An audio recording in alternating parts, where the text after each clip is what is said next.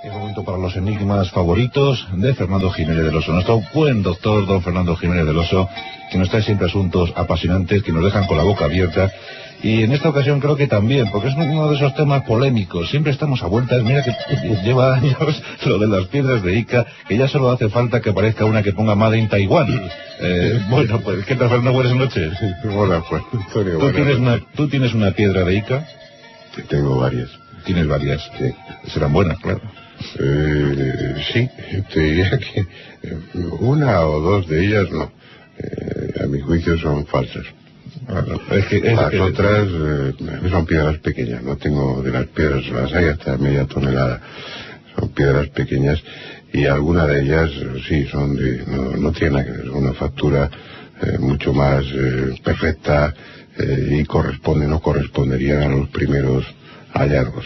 Ahí está, esa es la cuestión, ese es el debate. Falsas, auténticas, las piedras de Ica. Bueno, los oyentes de la Rosa de los Vientos estáis muy acostumbrados a oír hablar de este asunto, pero Fernando estuvo con el artífice, con el gran divulgador, el gran custodio de ese secreto, de ese enigma, el doctor Cabrera, ya tristemente desaparecido, pero que tú, Fernando, tuviste oportunidad de conversar con él largo tiempo.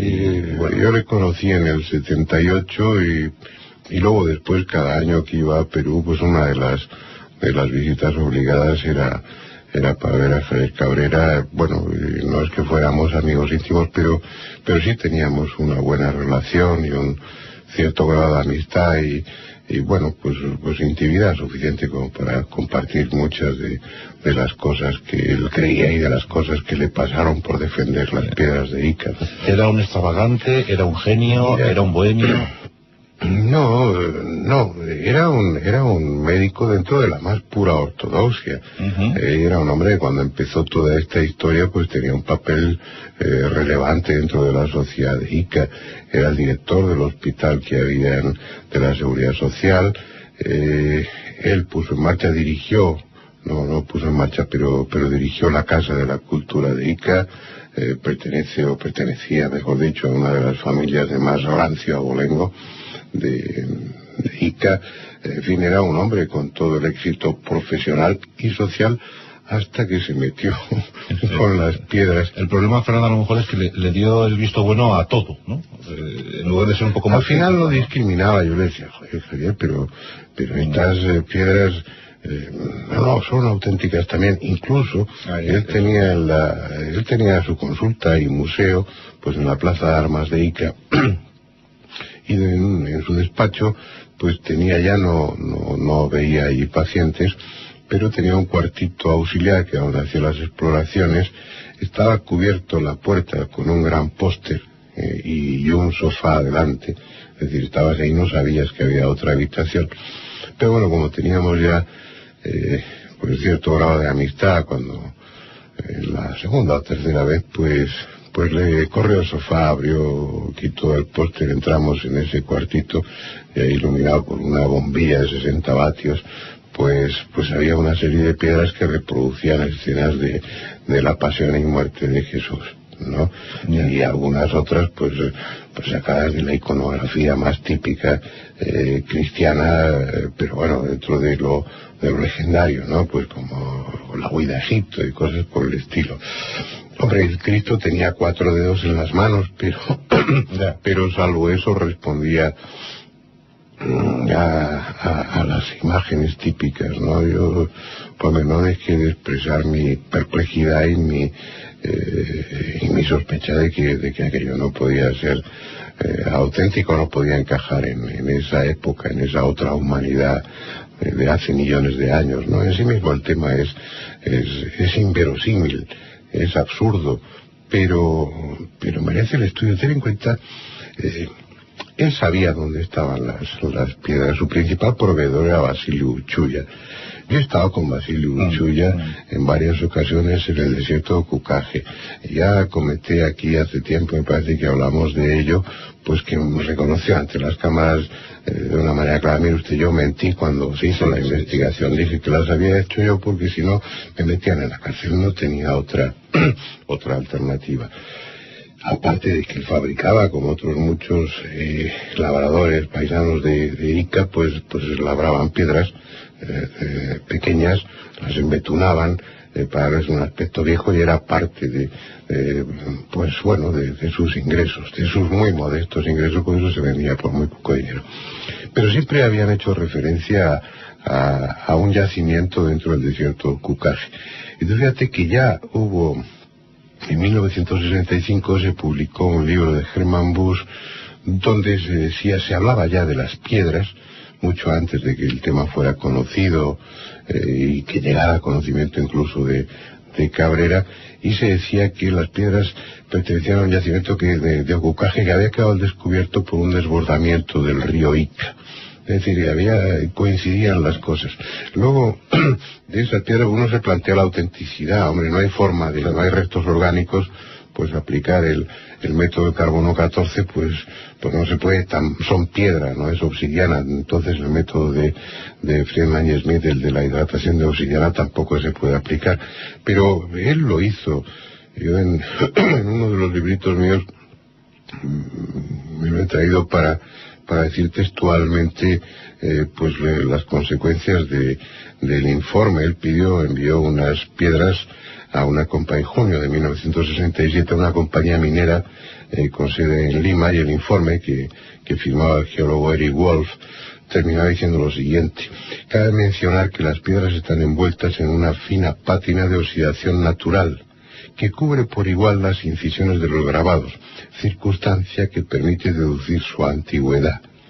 No he podido observar ningún desgaste notable e irregular en las aristas de las incisiones, por lo que cabe la suposición de que han sido realizadas no mucho antes de ser depositadas en las necrópolis o lugares donde ahora son encontradas. Es decir, luego añadía: trataré de confirmar esta opinión preliminar por medio de un examen más minucioso en los laboratorios de la Universidad de Ingeniería y de la Universidad de Bonn, en Alemania. Luego, el 28 de enero del 69, llegó el estudio de Alemania confirmando ese estudio previo. Es decir, esas piedras, por lo menos las que se sometieron a estudio, las que envió Cabrera, el grado de oxidación daba a entender que no eran actuales, que podían tener varias décadas, no se podía precisar cuánto tiempo, y que además esa oxidación se había producido por igual en la piedra y en la superficie y en las incisiones. Todo esto bien, si no fuera por el contenido de las piedras, pues no pasaría nada, ¿no? No fuera por los dinosaurios con hombres, claro, los trasplantes. Santiago Agurto, que era el rector de la Universidad Nacional de Ingeniería, de un hombre con mucha reputación social, ya unos años antes de que Cabrera publicara y hablara de esto, y luego después se montara todo ese tremendo lío, ya había publicado un artículo porque había encontrado piedras como estas, las había encontrado en tumbas del yacimiento Mascul, me parece que en Paracas y en Nazca. Es decir, el problema es la etapa de merchandising que llegó después, ¿no? Claro, y sobre todo algo tan insólito, tan desconcertante, tan absurdo, insisto, como que en muchas de esas piedras, pues lo que se recoge son el ciclo evolutivo de animales del Mesozoico, incluso anteriores. Yo recuerdo que había una serie de ellas sobre el pez azanato, que vivió hace unos 300 millones de años, y que junto con las imágenes de dinosaurios del Mesozoico y otras criaturas fantásticas de esas épocas remotas, pues aparecen individuos humanos. Aparecen unos humanoides, cabezones, barrigudos, pequeñitos, pero evolucionando entre ellos. Y luego lo más desconcertante para mí como médico era la serie de piedras, grandes piedras, perfectamente trabajadas. Hablamos de incisiones, la gente se puede imaginar, pues con un objeto agudo, punzante, pues hacer una incisión en la piedra. Las piedras grandes, las que entendemos como auténticas, están trabajadas de una manera exquisita, están en alto relieve. Sí, hablo de piedras con muchos detalles, y piedras de 500 kilos. Entonces está trabajada de tal manera que las figuras están perfiladas, el resto de la piedra está desgastado, lo que significa un trabajo enorme. Y dentro de esa serie de piedras, pues las que estaban dedicadas a la cirugía son, bueno, pues espectaculares. Y a mí me llamó la atención, hay muchas de ellas dedicadas al trasplante de órganos. Estoy hablando de una piedra, de una serie de piedras que yo vi en 1978 por primera vez. Y en esas piedras se describen operaciones de trasplante, están ahí grabadas de una forma tosca, de una forma muy simple pero muy efectiva. Los detalles están, el mensaje está. Operaciones de trasplantes en las que el sujeto trasplantado está recibiendo sangre de una mujer embarazada. Si por un lado está una camilla con el donante, en otra está el receptor y en una tercera camilla una mujer embarazada de la que salen tubos con sangre supuestamente que van al receptor. Bueno, ¿cuál es la lógica de eso? Y con esto termino con Antonio.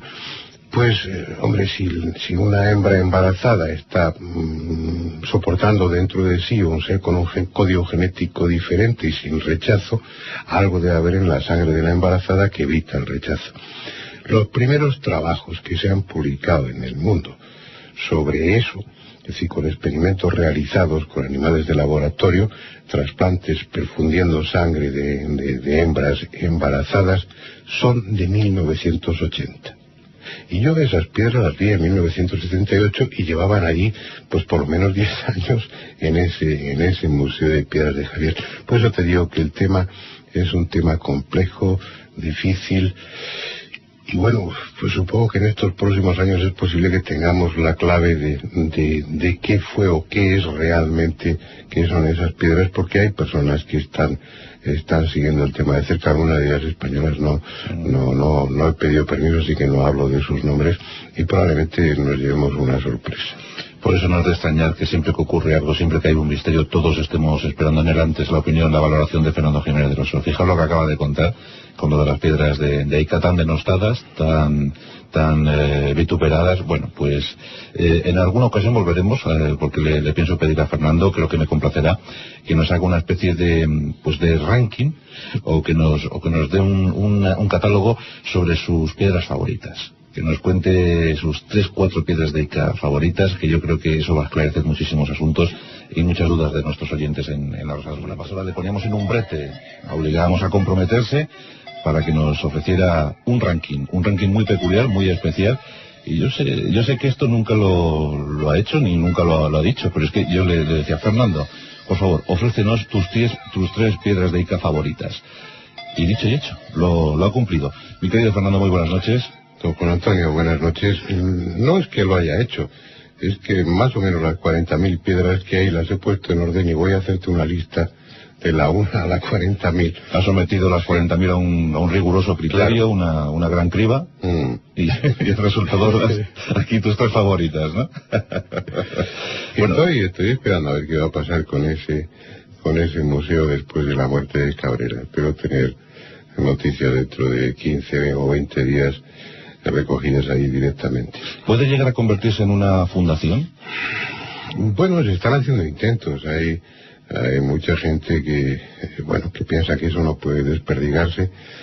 Creo que hay algunas ofertas de particulares norteamericanos que pretendían comprarlo y llevárselo, pero como el gobierno, como las autoridades no apoyan en absoluto ninguna iniciativa respecto a las piedras, pues como tú y los oyentes saben, pues las consideran un fraude o artesanía sin más, pues aquellos que son conscientes del posible valor histórico, arqueológico o paleontológico incluso que tienen, pues probablemente presionen a la familia con dinero y consigan llevárselo. Pero vamos, el intento por parte de algunos, más que de peruanos, de españoles, es conseguir que eso se quede allí, y bueno, a través probablemente de una fundación, pues reunir los fondos necesarios y administrar después ese dinero. ¿El doctor Cabrera es un personaje reconocido en su país o más bien denostado? No, denostado. Denostado. Ya comentábamos la otra noche como cuando yo le conocí, que estaba todo eso muy reciente, el hombre estaba hundido, luego se fue creciendo, precisamente por esa oposición feroz, con ese acoso brutal al que fue sometido, pues el hombre encontró como único recurso, pues, no sé cómo se dice en términos de ajedrez, se enrocó. Se enrocó, sí. Y a partir de ahí el hombre, pues, transformó toda esa humillación en soberbia. Yo creo que al final el hombre entró, pues si no en un delirio de tipo paranoide, poco menos, ¿no? Era una auténtica obsesión la que tenía por las piedras y un odio profundo y visceral hacia sus compatriotas, sobre todo los que estaban dedicados a estos temas y representaban la arqueología convencional, ¿no? Institucional. Pero bueno, el hombre supongo que ya pasa de todo eso. Y en esa de aquí sí me pusiste nombrete porque es muy difícil tener en cuenta que las piedras lo que tienen de interesante es que están agrupadas en series. Series que cada una de ellas se ocupa de un tema diferente. Entonces el otro día hablábamos, por ejemplo, de las de cirugía, pero es que hay centenares de ellas. Sí. Hay una a mí que me llamó la atención de los varios coleccionistas, porque no solamente Cabrera era uno de ellos, Tito Aiza, por ejemplo, es otro, Tiberio Petroleón es otro, amigos a los que conocí entonces y que luego después he visto con alguna frecuencia. Ellos tenían ejemplares magníficos y Tito tenía uno que luego después se lo cedió a Cabrera, que a Juanjo también era una piedra que le llamaba mucho la atención, que era una piedra de unos 80 kilos en la que hay una especie de pájaro mecánico. Ahora hablaremos un poquito de las peculiaridades de ese estilo. En ese pájaro mecánico hay dos individuos mirando con catalejos hacia abajo y luego siguiendo pues las caras o la superficie de la piedra, que es una piedra trabajada en alto relieve y con un trabajo considerable. Pues en otra parte hay dos dinosaurios y en uno de ellos, sobre su dorso, hay otro de esos hombrecitos con un cuchillo en la mano, ¿no? Todo el tema es absurdo. El tema es bueno, no hay por dónde cogerlo, y precisamente por eso es tremendamente sugestivo, porque a pesar de todo, bueno, quitando las piedras fraudulentas, las de artesanía, que sin duda las hay, es que nos encontramos muy probablemente frente a algo que es auténtico. Y como comentábamos, pues quedó al descubierto en el año 61 o por ahí, por una crecida del río Ica, que dejó al descubierto ese yacimiento de piedras. Yo muchas veces me he hecho preguntas la incongruencia que es, eso, una cultura, una civilización, una humanidad capaz de realizar operaciones de trasplante, y que luego capaz de volar, y que luego después esté con cuchillos en la mano agrediendo a los dinosaurios, ¿no? Qué razón tienes, qué tristeza que un posible núcleo original, verdadero, ¿verdad?, haya sido cubierto. Todo parece casi una conspiración, ¿no? Fruto de una conspiración. Es decir, vamos a crear 30.000 falsas para cubrir a las 10.000 verdaderas. Posiblemente lo es, pero fíjate, yo confío en esas piedras que son incongruentes en la apariencia confío en ellas como las más auténticas. Pero yo me planteaba hace ya muchos años, la primera vez que entré en contacto con las piedras, la razón de utilizar esa forma, primero tan esquemática y tan precisa en el trazado de las figuras, y al mismo tiempo tan rica en detalles relevantes. Es decir, lo superfluo no está para nada descrito ahí. Y luego, ¿por qué utilizar ese lenguaje en piedra de, pues representar a una humanidad supuestamente muy avanzada en lo científico y tecnológico, utilizando armas primitivas como puede ser un puñal, pues para agredir o para defenderse o atacar a los saurios y a otro tipo de animales? No solamente hay saurios representados en las piedras. Y me planteaba, vamos a ver, ¿qué razón podía tener una humanidad especulando, sin más, hace 100 millones de años, 80 millones de años, para dejar un mensaje de esas características? En este momento hay unas 40.000 piedras, pero probablemente en ese yacimiento queden pues 100.000, 200.000 piedras más. ¿Por qué hacer eso? Probablemente, continuando con el mismo hilo de especulación, porque vieran un final inminente y quisieran dejar un tipo de mensaje para una utópica humanidad del futuro. No sabían lo que iba a haber después, y es que después iba a haber algo. Entonces, si tú te planteas eso, qué tipo de símbolos o de lenguaje gráfico utilizas que sea comprensible por otra humanidad posterior que no tenga ni idea de tu existencia y que además tú no sabes qué evolución va a seguir. Yo creo que recurrirías a elementos tan simples como esos. Es decir, si tú colocas, ahora quieres dejar ese mensaje y colocas en una representación un hombre con una pistola, una cultura dentro de 100.000 años o 200.000 años, esa evolución probablemente no entiende lo que tiene en la mano, pero lo que sí es seguro es que cualquier humanidad que empiece su evolución en un momento o en otro va a topar con el arma blanca, va a descubrir el cuchillo porque es una forma elemental, es una forma natural de arma. Con toda seguridad que lo va a conocer. Cuando representan aviones no lo hacen como aviones, utilizan los pájaros como símbolo obvio del vuelo, pero los pájaros que aparecen representados en multitud de piedras y de diferentes tipos, estos, los que estarían representando aparatos de vuelo, son pájaros que inmediatamente captas la idea de que son mecánicos, por la rigidez de las formas y porque las alas están hechas de tal manera, aparte de rectas, con unos, no con plumas sino escalonadas, de una manera que tú ves aquello y estás diferenciando claramente que eso es un producto fabricado y no es un ave natural. Y sigues esa línea y vas encontrando que todo tiene una interpretación más lógica, que si te lo planteas como una obra artística, que para nada lo es, ¿no? En todas esas series, ya sabes que se hablaba de que fue Basilio Uchuya, Irma Capana y otras gentes de cucaje del pueblo las que labraban las piedras. En efecto lo hacen. No esas piedras que estoy mencionando, algunas de ellas pesan media tonelada y están trabajadas con un virtuosismo, con un preciosismo que llama la atención, ¿no? Ellos, pues muchas piedras pequeñas, mucho canto menudo, lograban con figuras que representan al mismo tipo de animales o de humanoides. Y ese fue el argumento que quedó en un momento determinado, cuando se echó tierra sobre el asunto y cuando se desprestigió a Cabrera. La interpretación oficial, lo que apareció en los periódicos, fue eso. Además reconociendo Basilio Uchuya e Irma que eran ellos los que lo hacían y que habían sacado esa información gráfica, esos monigotes, los habían sacado de los libros de la escuela de sus hijos, donde había representados en efecto dinosaurios y mostraban uno de esos libros. Pero es que no es así de simple.